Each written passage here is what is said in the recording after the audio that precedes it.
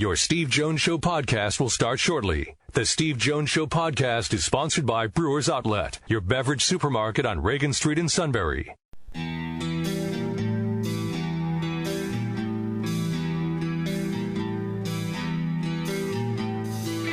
Sports talk where your voice counts. This is the Steve Jones Show on News Radio 1070 WKOK.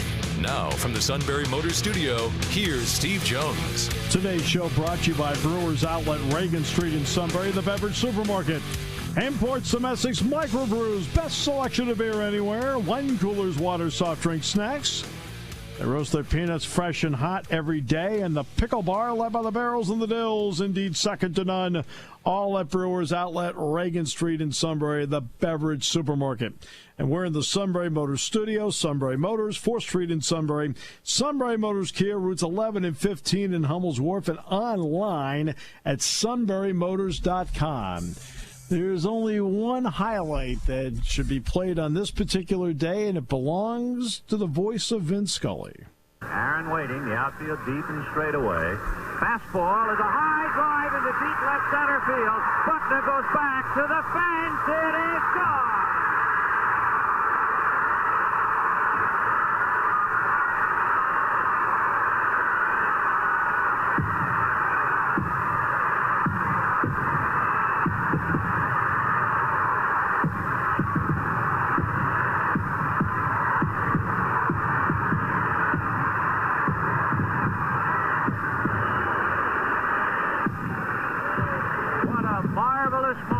For baseball, what a marvelous moment for Atlanta and the state of Georgia. What a marvelous moment for the country and the world. A black man is getting a standing ovation in the Deep South for breaking a record of an all-time baseball idol. And it is a great moment for all of us, and particularly for Henry Aaron. A broadcast legend describing a legendary moment of another playing legend. Vin Scully describing home run number 715 for Hank Aaron off Al Downing, 4th inning, Fulton County Stadium, April 8th, 1974. With that, we bring in the outstanding Bob Nightengale, such a great friend to the show. Bob, welcome. It's great to have you with us. Happy New Year to you, by the way. Thanks, Steve. Thanks. Yeah, I've always told Vin Scully that, and I know Vin from my days of covering the Dodgers. That's still my favorite call of all time. You know, the call of Hank Aaron. Yeah. Yeah, I agree, because in an ad-lib moment, he captured a lot, not just the home run, but also the feeling of it along the way. So Bob, for you, put into not only what Hank Aaron meant to the game, but what also Hank Aaron may have meant to society because of what he was able to do in the game. Yeah, he became more popular every year. I go to the Hall of Fame induction every year, and just, the ovations you would always get the loudest ovation of anyone. Hall of Famers were all congregated about him. And he would start to speak his mind. I sat down with him, and I was looking it up today. It was 2014. And he was discussing with the way the world was going and how Barack Obama was running into obstacles with Congress and everything else, and just kind of said, "Hey, let's wake up, America. What's going on here?" And then I find it, very ironic that he passes, just 2 days after a new president and historic vice president, is alive to see that. But it has almost become our modern day Jackie Robinson. As far as, Jackie Robinson enduring all the racism, just like Hank did with the home run record. And then for a while, he was kind of, a recluse, after he retired, even though he worked for the Braves and stuff like that. And I think it's Bud Selig who kind of got him to open up more and started sharing his views on life. And he became just more and more popular, every single year. I only had a chance to meet and interview him once, Bob, and it was 1996 when he came here to Penn State, threw out a first pitch at a Penn State baseball game. Then I had a chance to really sit down and talk with him. The intelligence of the man really struck me. I mean, look, I watched him play. I knew what a great athlete he was and so forth, and he played the game smart. but it was just how intelligent he was on a wide range of subjects. Yeah, very much so. I mean, he kept on top of everything, particularly politics. Yeah, just unbelievable. He knew everything with politics, met with the State of the Union, dinners and things like that. And very sharp guy. And he kept those letters too. He kept a hate mail from the yes. Ruth chase. And I asked him why. He said, just open up once in a while and kind of remind myself that, hey, things have, as much as time has gone on, some things haven't changed. And he would keep those things in his attic and still look at them from time to time. Well, it's interesting because I did tell somebody a story today that it turned out it wasn't football this time. It was basketball I did down in Tuscaloosa a couple of years ago. And we'd gone in a couple of days early. So they're practicing it over at Coleman, and I walked over to Foster Auditorium with a friend because we wanted to see the spot where George Wallace stood in the door. I mean, you realize, think about it, Bob. This is what we talked about. Hank Aaron hit that home run 12 years after that, not that long after that. So it was very fresh, I'm sure.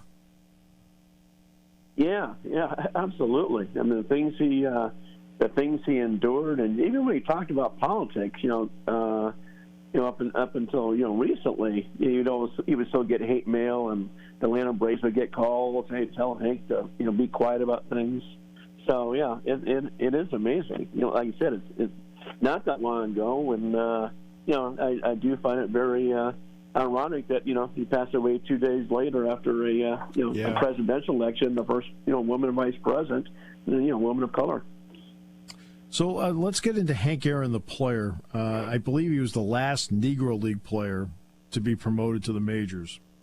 But Mickey Mantle and Duke Snider and Willie Mays were all in New York in the 50s. Mays, of course, was the consummate five-tool player. And he's playing in Milwaukee. How much was Hank Aaron for a period of time overshadowed by, for example, a great player like Willie Mays? I think he was. I know there was talk, and I never asked Hank about this or Willie about this, but it seemed like there was a little bit of a rivalry, maybe some, not animosity, maybe some jealousy, like, hey, wait a minute now, look at my numbers, what I'm doing year after year. And I know people have argued, hey, who's the greatest living ball player? Is it Hank? Is it Willie? But you look at Hank's consistency, it's mind-boggling, with what he was doing year after year. I think Hank across America is more popular than Willie. I think when Willie passes, maybe there'll be more outpouring of love and support in San Francisco than there is Atlanta for Hank. But particularly because Hank played so many years in Milwaukee. But I do believe, as far as America's outpouring of support, I think I don't think we'll ever see a baseball player, maybe even an athlete, getting this kind of love. And then there's one other part to this that is rarely talked about when you talk about the two, but I want to bring it up here. We all know that in the World Series in 1954, Willie Mays made that phenomenal catch and then throw off the bat of Vic Wertz. Yet when you look at it, Willie was not a great postseason hitter. Hank Aaron, he may have only been in 3 postseasons, but was always a great postseason hitter. Yeah, and I saw some stat on the somebody put out today, in that he hit 72 home runs off Hall of Fame pitchers in his career, by far more than anybody else. So it didn't matter who was pitching. I mean, he was that great of a player. So I thought that was pretty cool as well. Yeah, because he was over 300 in the 57-58 World Series against the Yankees, which they won the 57 title. And people forget that the first ever National League Championship Series, it was always the Miracle Mets, the Miracle Mets, the Miracle Mets, and justifiably so. But they beat the Braves in 3 straight games. Aaron homered in all 3 games. It wasn't his fault, and he had 2 extra base hits in other at-bats that he had. So, I mean, that's just the way he was. I mean, phenomenal. And he and Ernie Banks may have had the quickest, strongest wrists in baseball, too. Yeah, and the thing about Hank Aaron, too, is these players like, Dusty Baker, Robin Yount was saying, Brian Jordan says he signed with the Braves just because of Hank Aaron. Just taking guys under his wing and molding them into great people.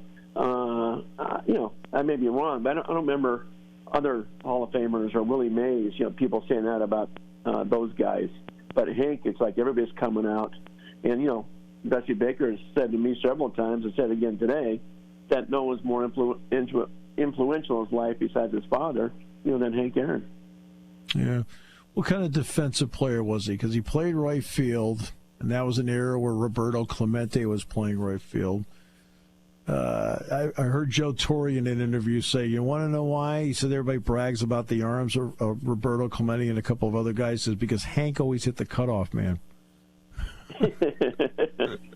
Yeah, I think he was extremely underrated as a right fielder. But you're right, Steve. I mean, with Clemente, and there were so many great arms back then, Ollie Brown, the Padres. But and I think just his bat overshadowed his glove. I think, very, very solid outfielder. I'm not saying, he wasn't playing center field like Willie Mays, but, certainly a great outfielder. It wasn't like he was taking him out for defensive purposes late in games or anything like that. He grew up with nothing along the way. Very poor background in Mobile. When you talk to him, Bob, how much did that shape him as a man and shape his philosophy of life? Well, he always talked about, not having anything, his mom raising him, right, and things like that.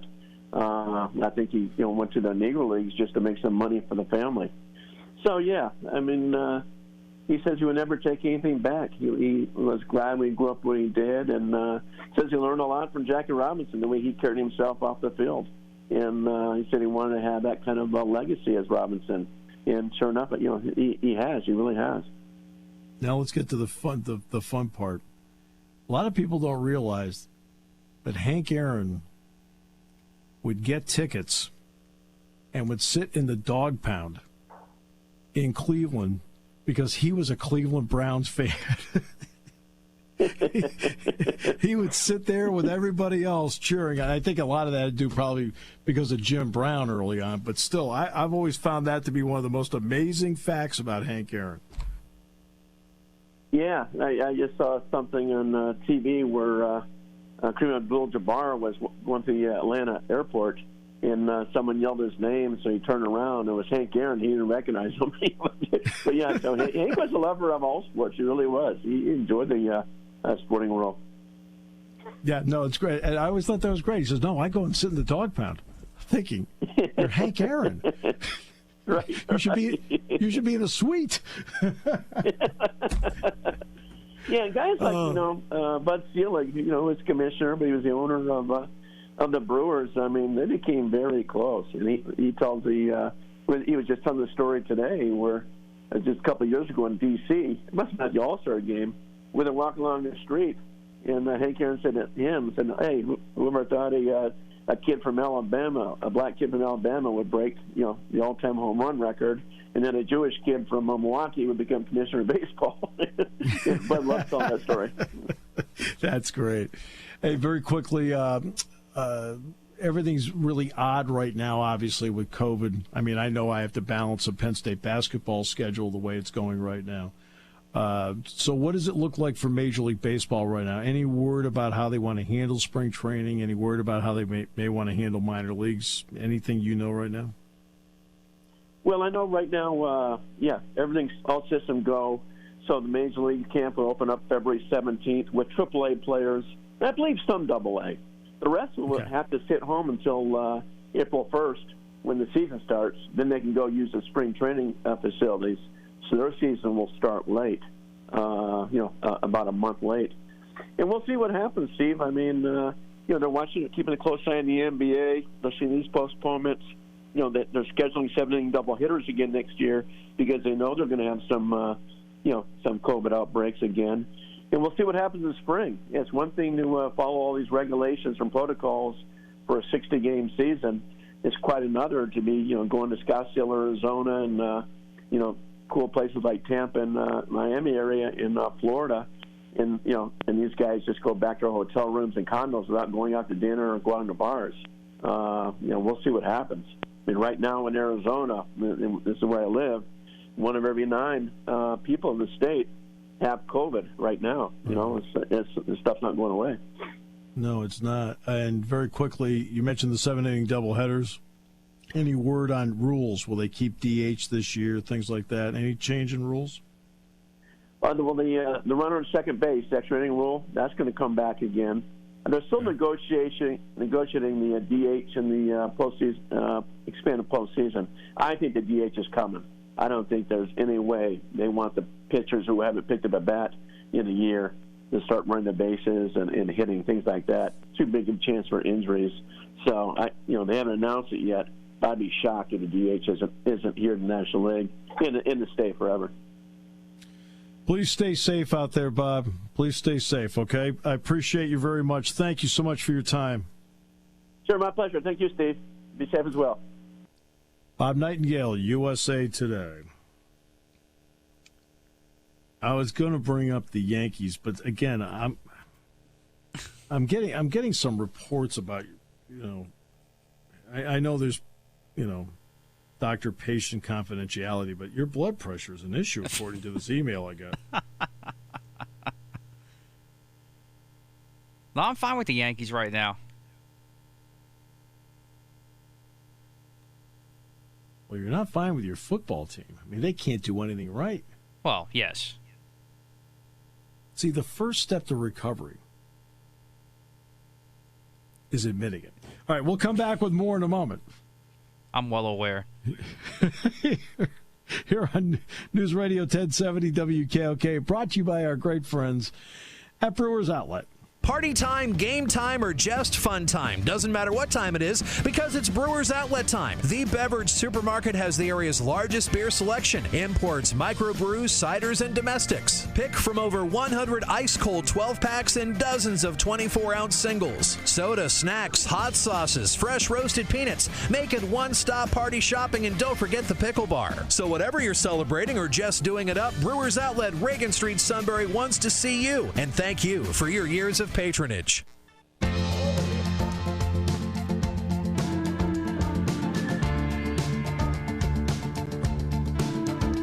Hank Aaron was remarkable, and he passes away 9 years of the day that Joe passed away. So, the king, by the way, not the home run king, but our king is up next. I have to admit, though, that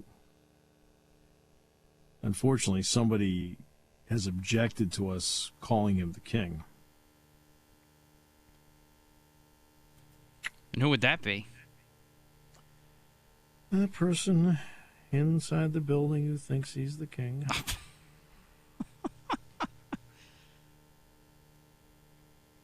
This is my surprise face. I just want to let you know. I think it's... I thought it was sad. I thought it was a cry for help. I actually didn't receive that memo. I don't understand why you just wouldn't have assumed. Well, it's not surprising.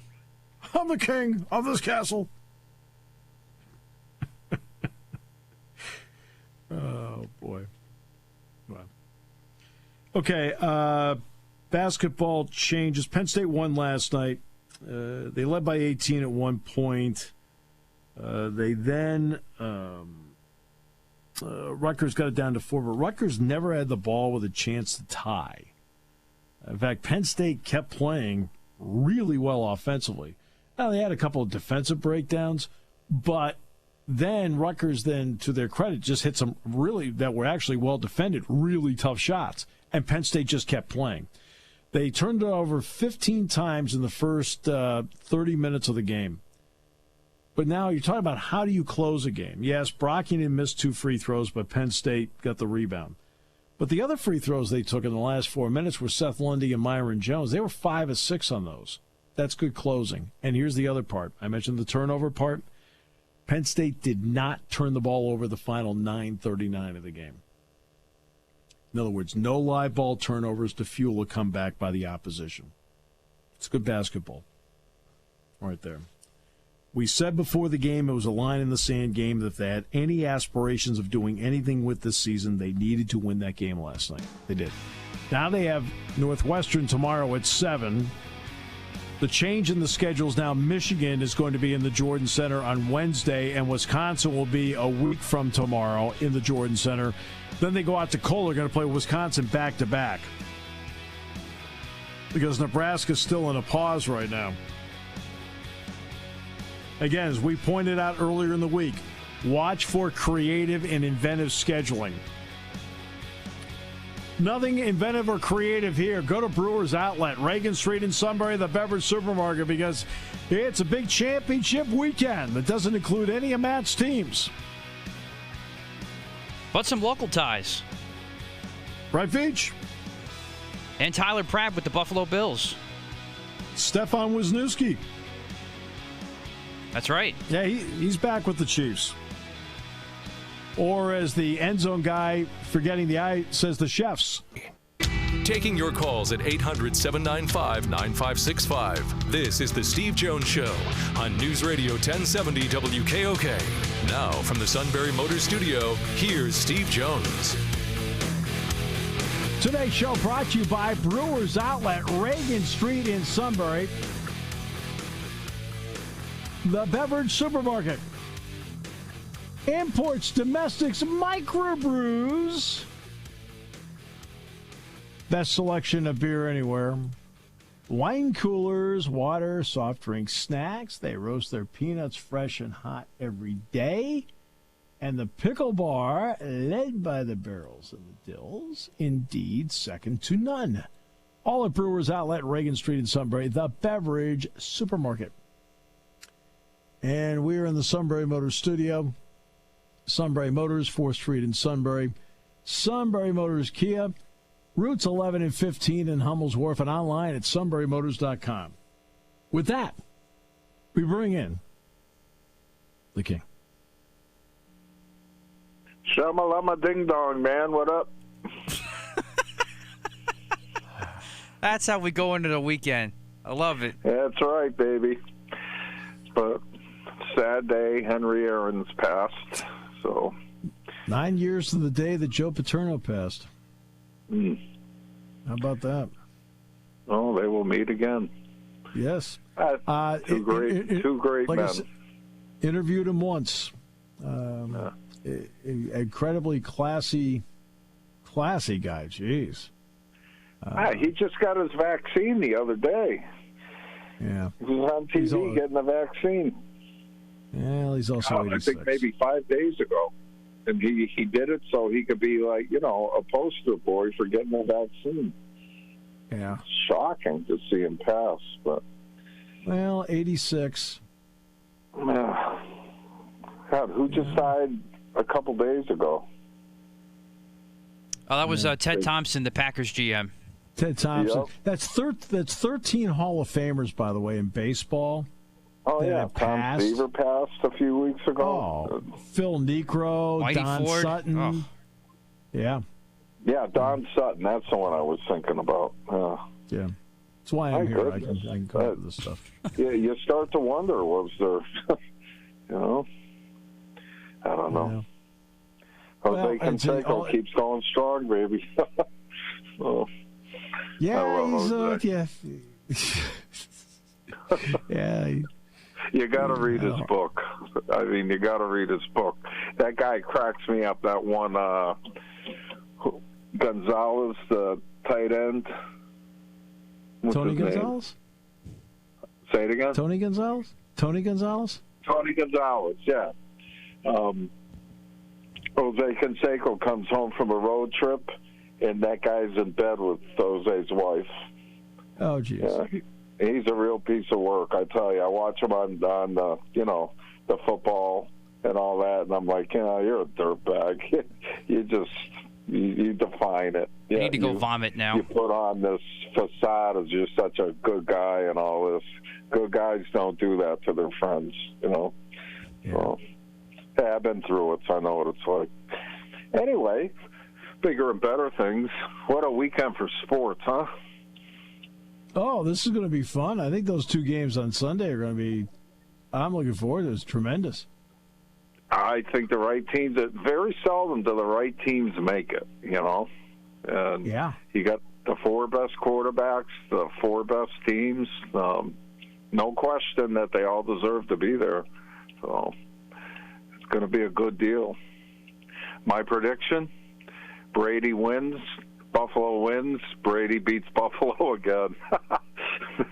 Buffalo fans just have a meltdown. Well, I don't know. This is a preview of the next segment. They despise Brady's beaten them like 20 times. So, yes. Very possible. Very possible. I'm not quite going to go that way, but I didn't want to give it away too soon as to how I feel. Well, no, it's a 25% shot all the way around, so it's going to be very, very interesting. I hope Mahomes is healthy. So he's cleared to play officially. He's cleared protocol. Yeah, he's cleared. Yeah, he's cleared to play. There's only one issue about the one issue I have about Mahomes is not that. It's how well he operates on that ankle. That's the part I want to see. His ankle or his toe? I think it's his ankle. Well, he got stepped on. So, I wasn't watching the game. They said he got stepped on. So, and they said it was the offensive linemen have really long cleats because it was muddy, and he got stepped on. But it may be an ankle at this point. I don't know. But that's just what they said on the broadcast. That being said, that dude was knocked out, man. Did you see him when he stood up? His eyes were rolling back in his head. And I'll tell you right now, you don't recover from a concussion that quick. No way. He's playing because the NFL is letting him play. I'm not a doctor. I have to disagree with you on that. And here's the reason why I disagree with you on that. Well, because I'm around this stuff. Yeah, but there's not a player that in the league that gets a concussion and plays the next week, ever. They've got enormous lawsuits against them. I know, but the lawsuits are right in front of you. That if he gets conked in the head again and goes down, are you kidding me? Oh boy, I don't know. There's the coach, the league, and so forth. Believe it or not, I think there's an assumption that all these people have power over what goes on. There's only 2 individuals that have power over this situation. The doctor, who, by the way, doesn't want their reputation wrecked, and the player. But he's got a new Lamborghini. Go ahead. But it doesn't want, the coach has nothing to do with it at all. The coach has the least amount of power in this. And it really comes down to, first of all, does the doctor and team athletic trainer, do they believe he's okay because there's protocol and it's independent? And number 2, does the player feel comfortable doing it? And had a concussion. Yeah, I'm saying though, but they're the only ones that have power over it, and this is something that I think there's an assumption made that, oh no, the league wants to. Oh, the coach. They have like no power in this. If he's ruled out, he's ruled out. I mean, well, in today's world of corruption, you believe that? Come on. I do want only. Patrick Mahomes is the face of that league right now. They want him on that field. Yeah, but you got to remember, any other player, he wouldn't be playing this week. Yeah, but I'm around this, Kev. I know how it works. I see it firsthand with college players. How does it work? And I've seen players concussions and they're ready to play in 5 days. If they go through the week, you don't get a concussion and recover that quick. Kevin, those are walkthroughs. Okay, they're not full bore practices. There's several things that you have to do in concussion protocol, and one of them is, okay, the headaches clear up and you feel fine, but that every athlete will tell you it's when they do the stress test with the bike and things like that, and if you get through that for a couple of days, then you actually are fine to play. And I've seen players that have had concussions that have gone through the protocol and have been able to play the next week because it's the way it worked out. And believe me, the doctors are ultra careful about this because they're so careful about concussions these days because they know so much more about this. I've seen the process play out a lot. I believe you. Yeah, it's only, it couldn't have been a bad one. So I have a granddaughter who's at 5 now, and each time it gets easier worse to get the next one. Yep. You are 50% more susceptible to a second one once you have a first one. Exactly. Call Troy Aikman. But see, when Troy Aikman played, he's a competitor. He's going to play. So I just hope he's okay. So when Troy Aikman had them, and when Roger Staubach had them, and that's what really forced Staubach to retire, is they didn't have protocol like they have now. No. And the protocols are so important, so important. I mean, well, go ahead. No, go ahead. Who was the linebacker from Boston College? The nut there. He ended up really whacked out. He was a linebacker for San Francisco 49ers. Oh, you're talking about Bill Romanowski. Yeah. Is he still kicking around? Because he got a lot of concussions and had to walk away. And then he ended up really messed up. Well, he's from Ellington, Rockville, something like that. It's from Rockville, right? Rockville. Yeah. I saw him play in high school. We will come back with more in a moment. Our picks, although I think the King already opened the door to the dark room with his picks. Yeah. And again, we'll take this break brought to you by Brewers Outlet to give Matt a little time to simmer down because the Eagles are not in the round, because even though he feels that he's entitled to have his team there, they just aren't. It's amazing what performance means. On News Radio 1070 WKOK.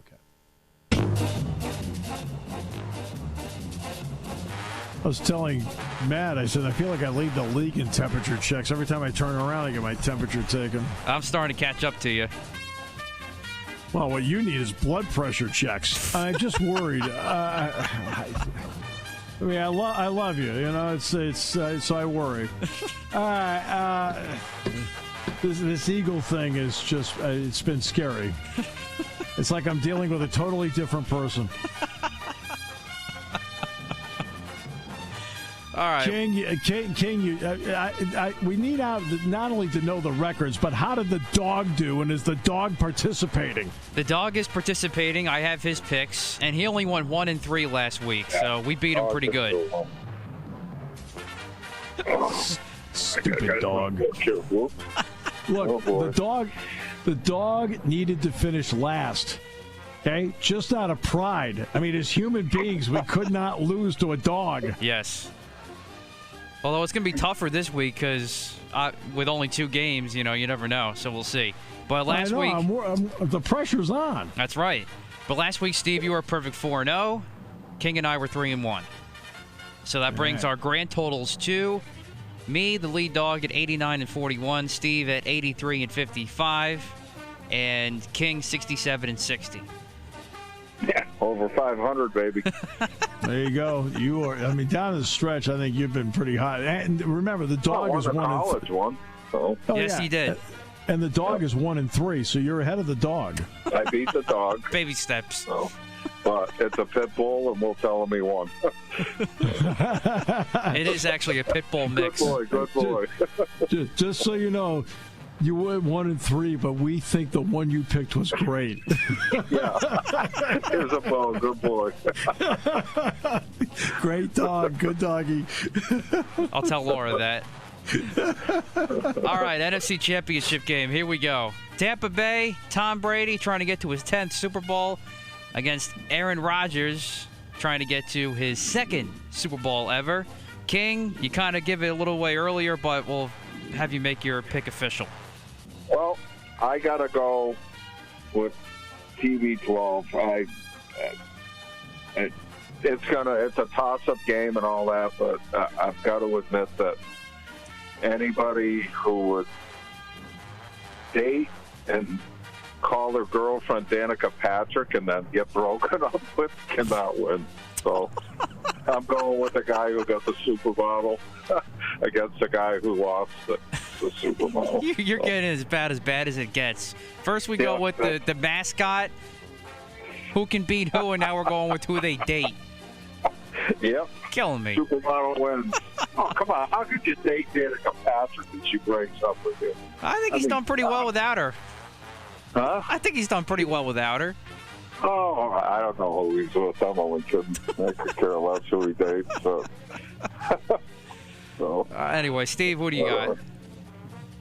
Well, it's logic you really can't find a lot of fault with.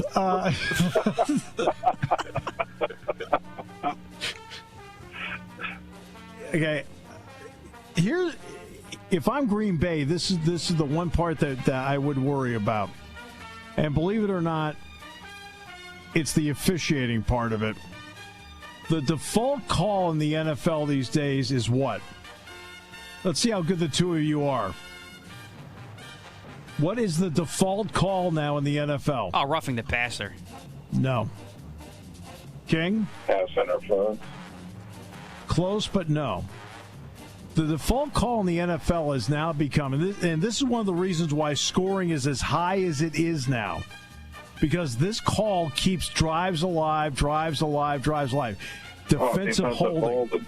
Defensive holding. Yes. Right? In the Saints-Bucks game, the biggest play of the game was the Cook fumble. Because remember, the Saints are up 7. They're driving to at least get a field goal. They're driving to get up 2 touchdowns. And Cook fumbled. That was the biggest play of the game. But 5 times the Bucks had a drive kept alive by defensive holding. Just watch this, okay, to see how it plays out. I'm picking Green Bay. I think Green Bay's going to win by 10. But watch that default call. That really has helped Tampa Bay. Interesting. Drew Brees couldn't throw the ball more than 20 yards. So. Well, neither did Brady. Brady was 1 of 5 of passes over 20 yards, and the guy that caught it, I thought was going to call a fair catch. It was up there for such a long time. Yeah, well, I wouldn't bet against a guy who's won 6 Super Bowls. He knows how to win these games. So. Yes, he does, and sometimes there is a limit to it. The limit is being, and he is the reason last week's game was close. He didn't play that well last week. Boy, when the defense turned the ball over, he put it in the end zone. That's all your defense wants. Well, that's the key. I think Devin White's playing great for them defensively. Getting him back was huge. I mean, that's the guy. Remember LSU was going to play Alabama 2 years ago? He had to sit out the first half because of a targeting call in the previous game in the second half, which just changed that game, and a shot LSU had because he's that good. He is excellent. He is all over the field. So yep. It's going to be a good game.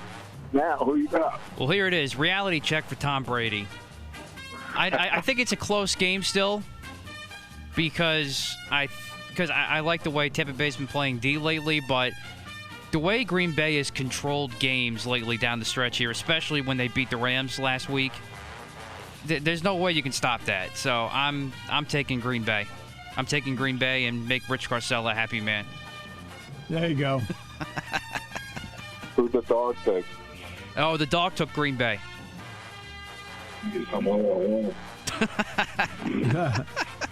All right, AFC Championship game at 6:40. Buffalo looking to get back to the Super Bowl. Kansas City trying to get back for the second year in a row, keep the title defense alive. Mahomes is in. Steve, what you got? I've been saying Buffalo has been the best team the last 6 weeks. But to be honest with you, I think in the playoffs they played well but not great.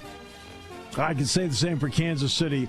I'll go with the Mahomes factor. I will swing at Kansas City's way because of him. King. I'm going with Buffalo because of him. I think Mahomes is hurt. So I got Buffalo. I think without Mahomes, Kansas City cannot win. And the same thing without Josh Allen. Buffalo can't win. So I think the healthy quarterback wins the game. See, this has been weird with Mahomes this week with the concussion because Andy Reid has kind of alluded to He was put in there because he wasn't feeling well, but it was really more of the ankle. So who really knows how well he is? I think he's okay because he seemed like he was almost fine afterwards. I think you would have known if it was serious. So I think Mahomes is actually going to be... I think he's going to be 90% at least in this game. And I think he'll be well enough to play and be a factor. And I think, and again, I just go back to the creativity in this coaching staff. They'll put Mahomes in a better spot depending on where he is health-wise. I think Buffalo has been a great story. I'd love to see them win, too. Either way, we'll have a local tie here as far as the Valley goes for selfish reasons. But I just got to hand it to Kansas City right now in a close game. I'll say this. 3 of the 4 teams that are in this are very creative offensively. I mean, very creative. The one that's not is actually Tampa Bay. Yet they may have the best group of receivers of every. Although Antonio Brown's out of the game, Antonio Brown evidently is not going to play. If anybody cares. Oh, what did the dog think? The dog has Buffalo. Yeah, rough. So we'll see. Boy, good boy. Come here. You get a little cookie. I'll throw it to you. All right. Me and the dog. And I was told he will pick the Super Bowl, too. A reason to live. My dog and dog. A reason to live. Yep. There you have it. The dog's going to pick the Super Bowl. Great. Why not? He'll be overanalyzed for 2 weeks. When it comes to car buying, there's the other guy's way, and then there's the SMC way. The other guys force you into a vehicle you really don't want. The Sunbury Motors way lets you take the time you need to browse, ask questions, and take the test drive and think on it. For over 100 years, the Mertz family and all their employees have made your experience the most pleasant one you'll ever have. The other guys won't offer you the best price for your trade, no matter how much they say they will. The SMC way is their promise to provide you with the most money the market shows your vehicle is worth. The SMC way is to offer you all applicable factory rebates on new vehicles and generous discounts. Looking for a pre-owned vehicle? The SMC way checks each vehicle in a 200-mile radius to determine the lowest price, then beat it. It's the lowest price promise, just part of the SMC way. The choice is up to you. The other guy's way or the SMC way. The SMC way wins every time. Sunbury Motors Company in the North 4th Street Auto Plaza, Sunbury, and at sunburymotors.com. Selling more cars and satisfying more customers for over 100 years.